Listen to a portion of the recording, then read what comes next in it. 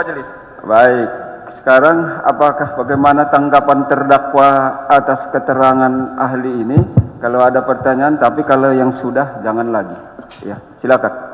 Terima kasih Majelis Hakim yang mulia, tim Jaksa Penuntut Umum yang saya hormati, tentunya orang tua kami sebagai saksi ahli yang saya banggakan, tim kuasa hukum kami yang saya cintai.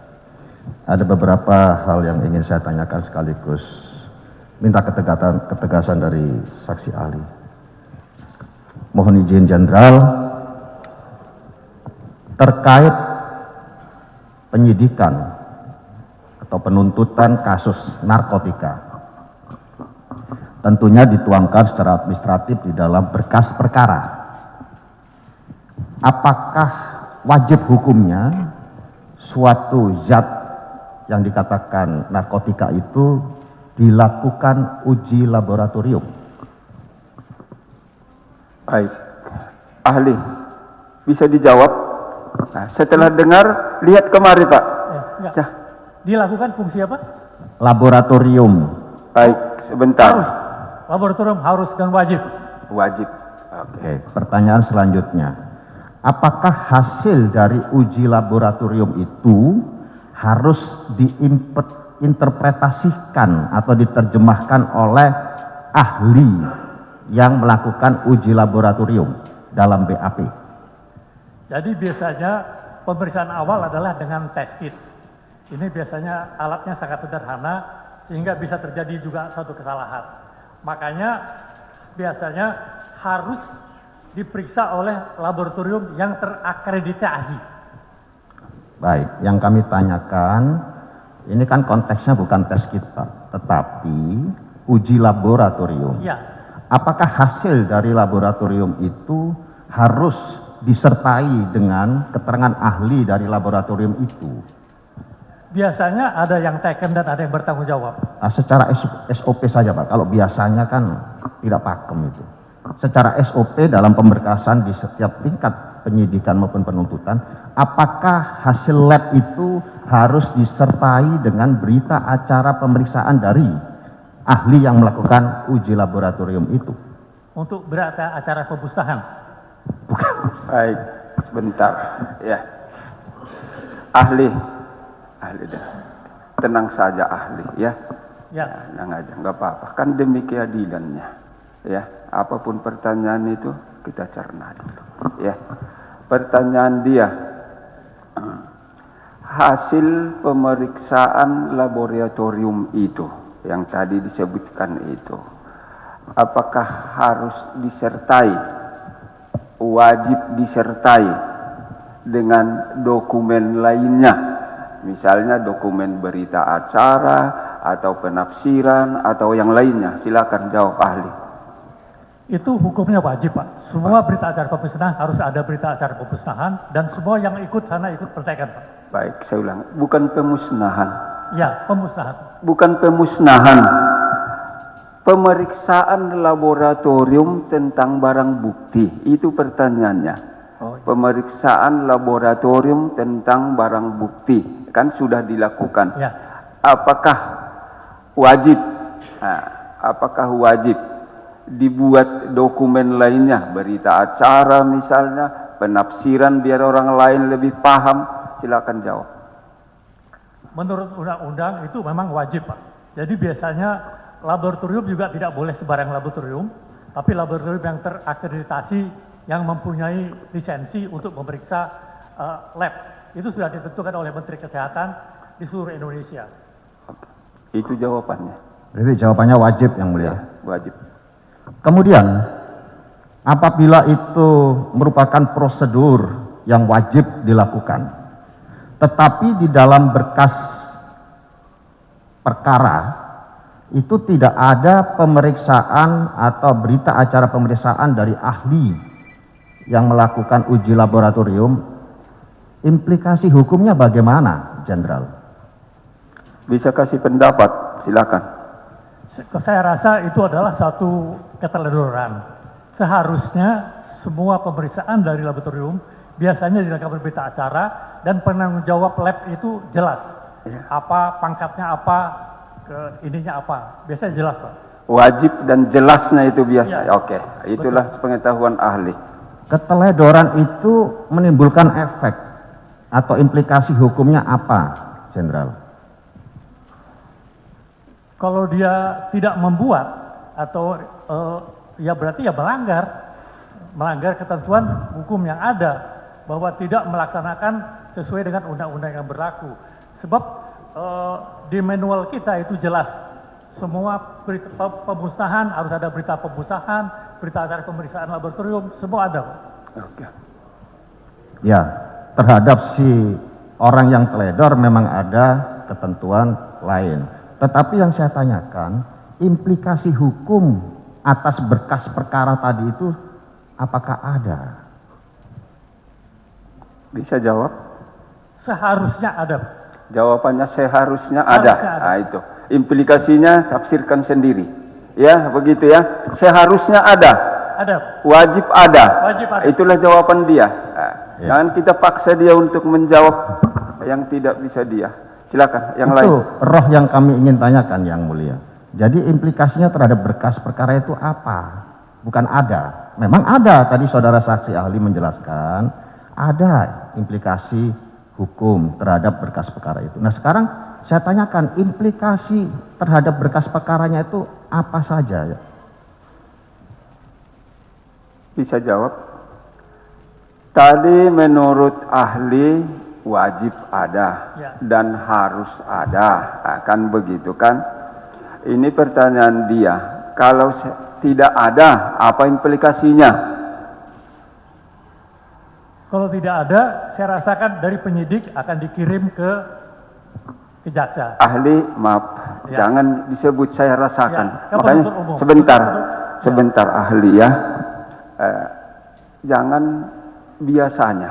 Ya. Nah, jangan lazimnya. Nah, kan begitu kan. Saya udah sebut tadi, kalau bisa memberi pendapat, saya nggak bisa memberi pendapat. Kalau nggak bisa, saya juga nggak bisa memberi pendapat. Tergantung ahli. Kami nggak bisa paksa untuk itu. Ya, tidak ada dipaksa di sini bisa memberi jawaban yang tidak diketahuinya. Nah, Ya, pertanyaannya itu seperti itu. Silakan, Ya. bisa dijawab. Silakan. Wajib ada. Wajib ada. Itu aja Ya, jawabannya. berarti implikasi hukumnya tidak terjawab, Yang Mulia. Baik. Saya menginjak kepada pertanyaan yang kedua, Jenderal. Tetap dalam lingkup uji laboratorium, tadi sudah dipertanyakan oleh tim kuasa hukum saya. Ini peristiwa katanya penukaran sabu dengan tawas di kota Bukit Tinggi. Kemudian sabu itu ditangkap di Jakarta. Tadi kan sudah ditanyakan, harus ada uji laboratorium pembanding antara Bukit Tinggi dengan Jakarta yang saksi ahli tadi katakan apa signature tadi, drug signature. Apabila itu tidak dilakukan di dalam proses penyidikan maupun penuntutan, baik berupa uji perbandingannya, juga termasuk berita acara perbandingan laboratorium itu tidak ada, bagaimana implikasi hukumnya terhadap berkas perkara itu? Jadi tadi saya sudah katakan wajib ada. Cuman ini kan kebetulan di kota Bukit Tinggi, Pak. Mungkin sarana-sarana laboratorium yang ada hanya Balai POM. Kecuali di Jakarta. Di Jakarta lab banyak. Kita bisa ada laboratorium Kementerian Mabes, ada laboratorium BNN, ada laboratorium pusat POM. Tapi kalau di Bukit Tinggi mungkin yang paling jago ya hanya lab Balai POM. Sebab dari polisi pun kita nggak punya. Begini, Jenderal, menurut saksi penyidik dari Polres Bukit Tinggi di dalam ruang sidang ini mengatakan bahwa penyidik dari Direktorat Reserse Narkotika Polda Metro Jaya sudah mengambil sampel barang bukti yang ada di pengadilan atau kejaksaan di Bukit Tinggi. Tetapi proses uji laboratoriumnya maupun keterangan ahli forensik dari laboratorium itu tidak dimasukkan di dalam berkas perkara. Begitu Pak ya. Implikasi hukumnya apa kalau ini tidak dilakukan? Saya rasa seyogianya sebaiknya dimasukkan, karena toh sudah diperiksa juga gitu, kecuali belum diperiksa gitu. Sebaiknya atau seharusnya Pak? Seharusnya. Jawabnya seharusnya. Terima kasih Yang Mulia. Sekarang kembali kepada pertanyaan saya. Kalau yang seharusnya tadi tidak dilakukan, bagaimana bisa menentukan bahwa sabu yang di Jakarta adalah sabu yang berasal dari kota Bukit Tinggi?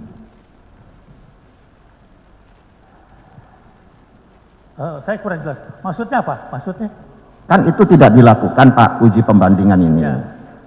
Jadi bagaimana bisa membandingkan atau bisa mengatakan bahwa sabu yang di Jakarta sekarang itu adalah berasal dari Bukit Tinggi? Ya. Jadi kemampuan lab kita, memang lab kita punya kemampuan untuk drug segregation tadi, sehingga bisa mengetahui barang A atau barang B berasal dari barang yang sama atau tidak. Baik. Bentar. Jawaban dia tadi wajib. Dari jawaban dia itu sebenarnya udah bisa kita ambil tarik apa makna fakta yang ingin kita peroleh, ya. Baik, terima kasih Yang Mulia. Dia menjawab seperti terjebak dia nanti. Oke. Pertanyaan lain, silakan. Sebetulnya pertanyaan kami tidak terlalu rumit Yang Mulia. Kemudian saya ke 3 Jenderal, mohon izin. Tentunya narasi yang dibangun oleh media dan sebagainya sekarang ini adalah bahwa sabu itu berasal dari Bukit Tinggi, berasal dari penukaran katanya barang bukti. Apakah dalam konteks perkara ini harus ada atau wajib hukumnya pembuktian atas penukaran itu? Maksudnya barang bukti. Begini, Jenderal, perkara ini kan katanya sabu yang ditangkap di Jakarta berasal dari hasil penukaran di Polres Bukit Tinggi. Apakah wajib hukumnya ada pembuktian terlebih dahulu bahwa sabu ini benar-benar berasal dari Bukit Tinggi atau sabu lain? Karena penangkapannya ada jenis sabu, mungkin itu tidak perlu, karena hasil pemeriksaan awal yang ada di Polda Metro sudah dinyatakan bahwa itu adalah jenisnya sabu. Berarti asal-usul sabu tidak perlu dibahas? Iya. Terima kasih Yang Mulia. Terima kasih Jenderal. Kemudian yang keempat, tadi dinamika sidang mengatakan bahwa menyisihkan barang bukti lah, ada istilah menyuruh menjual dan sebagainya. Kalau yang sesungguhnya itu baru rencana melakukan entrapment kepada target operasi menggunakan barang bukti yang telah disita oleh kejaksaan. Hukumnya bagaimana, Jenderal? Jadi barang bukti yang sudah disita tidak dapat digunakan kembali untuk apalagi untuk tugas penjebakan berikutnya. Betul teori itu. Tetapi ini kan baru tataran rencana pinjam. Kalau yang mau meminjamkan itu tidak mengizinkan, bagaimana pendapat ahli? Aturan tetap nggak boleh, Pak. Iya, aturan tidak boleh. Tetapi kan rencana meminjam. Kalau yang meminjamkan itu tidak meminjamkan, itu ketentuannya bagaimana? Menurut pendapat ahli. Ya, kita harus kembali ke aturan. Karena kita kalau melihat manusia kan repot. Aturannya memang tidak boleh. Baik. Walaupun masih rencananya, aturannya tidak boleh. Begitu. Baik. Yang lain. Kami lanjutkan dengan pertanyaan sehubungan dengan itu. Apakah Jenderal masih ingat asas legalitas bagaimana yang diatur di dalam pasal 1 ayat ke-1 KUHP? Ingat sekali. Ingat. Bahwa tiada satu orang yang bisa dihukum tanpa ada undang-undang mengaturnya. Terima kasih. Beliau guru saya, Pak. Tentunya masih ingat beliau mengajarkan itu. Tadi Jenderal mengatakan bahwa ketentuannya dilarang. Saya bertanya, ketentuan mana yang melarang sabu yang telah disita kemudian akan atau berencana digunakan untuk entrapment terhadap target operasi? Itu ketentuan mana yang melarang? Bisa jawab? Saya kurang jelas Pak ininya, pertanyaannya. Baik, saya ulangi. Pertanyaannya saya perjelas ya. Tadi disebut rencana melakukan perbuatan, rencananya saja pun tidak bisa menukar, menjual untuk kepentingan lain, kan begitu rencana. Pertanyaan dia, di mana itu diatur sepengetahuan ahli yang tidak bisa itu? Silakan jawab. Saya ulangi ya itu. Bentar Pak ya. Tadi ahli sudah menjawab bahwa penggantian barang bukti, penyisihan, menjual, bahkan disebut oleh terdakwa tadi merencanakan, baru merencanakan. Itu pun menurut aturannya tidak boleh. Bisakah ahli memberi pendapat tentang itu? Silakan. Siap. Jadi di Undang-Undang Narkotik itu mulai dari Undang-Undang Nomor 9 tahun 76, 2297 dan 3529, rencana pun tidak boleh di dalam Undang-Undang Narkotika. Jadi merencanakan saja udah nggak boleh, apalagi melaksanakan. Itu Undang-Undang Narkotika. Itu salah satu pasal yang kunci yang harus kita pegang di Undang-Undang Narkotika. Jadi nggak ada orang rencana nyoba-coba pakai sabu, nggak ada. Coba-coba tangkap. Oh iya, oke. Itu kuncinya Pak. Baik. Jadi tidak ada rencana pun tidak boleh. Baik, itulah jawabannya. Pertanyaan lain, ada keberatan tentang itu? Nanti sampaikan. Baik Yang Mulia, kami tidak akan memaksakan atau mengejar saksi ahli yang juga guru kami, orang tua kami untuk menjawab. Tetapi pertanyaan kami sudah jelas. Terima kasih Pak. Berikutnya, Jenderal, kami izin bertanya. Apakah penyalahgunaan narkotika itu selalu bermotif ekonomi? Baik. Ahli. Motif orang melakukan penyalahgunaan narkotika, apakah motifnya selalu ekonomi atau ada motif-motif lain?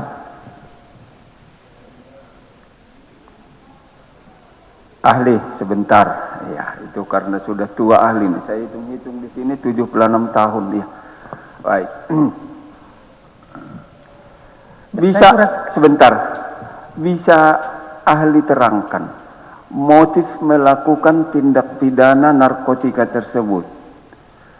Apakah selalu hanya motif ekonomi atau ada motif-motif lain? Silakan. Jadi untuk narkotika ini memang yang paling utama adalah motif ekonomi Pak. Tapi ada motif-motif lain, misalnya balas dendam dan lain-lain yang seperti terjadi di kartel-kartel di luar negeri. Jadi itu bisa terjadi. Tapi untuk Indonesia, saya katakan yang terbanyak adalah motif ekonomi. Mengapa saya katakan motif ekonomi? Karena waktu undang-undang narkotika kita baru keluar, itu jumlah pemakai narkotika di Indonesia hanya 0,0001%. Income per kapita kita waktu itu hanya $300. Malaysia waktu itu sudah 3% dari jumlah penduduknya mereka. Karena income mereka lebih tinggi dari kita. Jadi di situ ketahuan bahwa income per kapita berbanding lurus dengan pemakaian narkotika.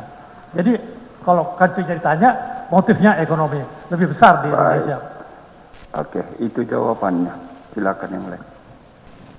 Apakah ada di Indonesia, jadi kita tidak bicara benua lain ini, Jenderal, apakah ada di Indonesia motif penyalahgunaan narkotika itu karena loyal atau takut kepada seseorang? Saya rasa ya selama saya bertugas lama di Kesatuan Narkotik dan terakhir saya adalah jadi kepala BNN, itu belum pernah ada ajas loyalitas kita pakai untuk membenarkan urusan narkotika. Terima kasih. Baik, itu jawabannya. Oke. Mohon izin yang terakhir, Jenderal. Ya. Ini juga sudah menjelang duhur. Kapan suatu tindak pidana narkotika itu dianggap ada? Kalau pembunuhan 338 itu kan ketika secara material ada mayat yang diduga terbunuh. Kalau pemalsuan surat 263 ayat 1 dikatakan muncul tindak pidananya setelah ada korban. Langsung saja pertanyaan. Kapan tindak pidana narkotika itu muncul atau dikatakan ada? Kapan?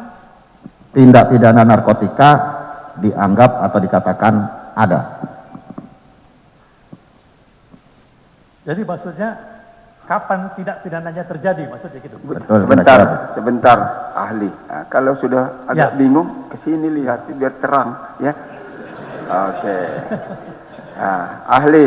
Ya. Iya. Jadi yang pasti, sebentar. Pertanyaan terdakwa itu, saya mau original itu fakta di persidangan ini, ya. Kapan dikatakan suatu tindak pidana itu merupakan tindak pidana narkotik? Mulai kapan dia? Silakan. saya rasa itu adalah suatu hal yang memang berlaku di Undang-Undang Narkotika. Saya katakan tadi, perencanaan saja sudah tidak pidana, apalagi sudah terjadi. Baik. Jadi tidak ada istilah coba-coba di dalam Undang-Undang Narkotika. Baik, itu jawabannya. Ada pertanyaan yang terakhir lagi? Apakah suatu percakapan yang menyangkut narkotika, tetapi tidak ada objek narkotika yang dimaksud, baik wujud aslinya, fotonya, gambarnya, atau videonya, itu dapat dikategorikan sebagai tindak pidana narkotika? Saya tadi berikan contoh yang paling gampang tadi, Iya. bahwa Jenderal Noriega itu adalah seorang jenderal berbintang 4. Barang bukti tidak ada padanya. Barang bukti tidak ada padanya. Tapi jika ditangkap drug enforcement Amerika, ternyata drug enforcement sudah mempunyai data-data elektronik yang sangat cukup dan sangat panjang. Jadi belum tentu orang yang terkena narkotika itu harus ada barang bukti padanya, harus dites darah positif, itu nggak perlu. Jadi bandar besar clean, pasti tidak akan ada narkotika padanya. Baik. Oke ya, itulah pendapatnya. Simpulkan kelak. Silakan, ada pertanyaan lagi? Tidak ada, Yang Mulia. Kesimpulannya saya juga pusing, Yang Mulia. Baik, silakan.